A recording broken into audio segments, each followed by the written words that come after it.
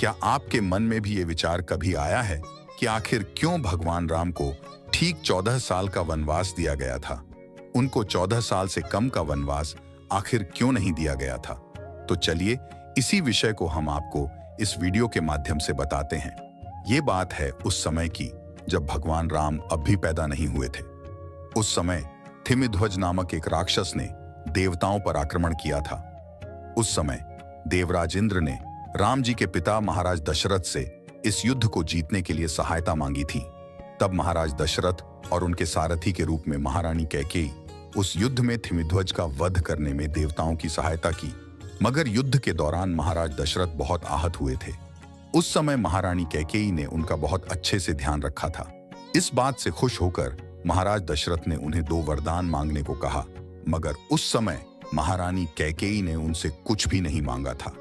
समय बीतता गया और श्री राम, लक्ष्मण, भरत और शत्रुघ्न का जन्म हो चुका था और अब समय था श्री राम के राज्याभिषेक का।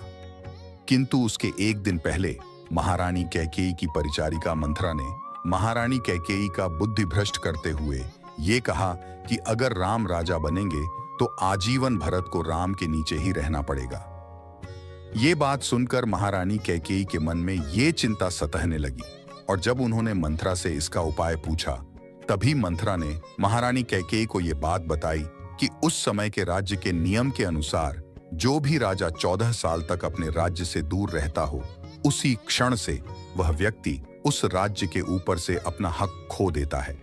इसी कारण से मंथरा ने महारानी कैकेयी से कहा कि वे महाराज दशरथ के द्वारा उनको दे गए वो 2 वर का उपयोग करते हुए पहले वर के स्वरूप में भरत को राजा बनाने को बोले और दूसरे वर के स्वरूप में राम जी के लिए 14 साल का वनवास मांगे। और इसी कारण से भगवान राम को ठीक 14 साल का वनवास मिला था।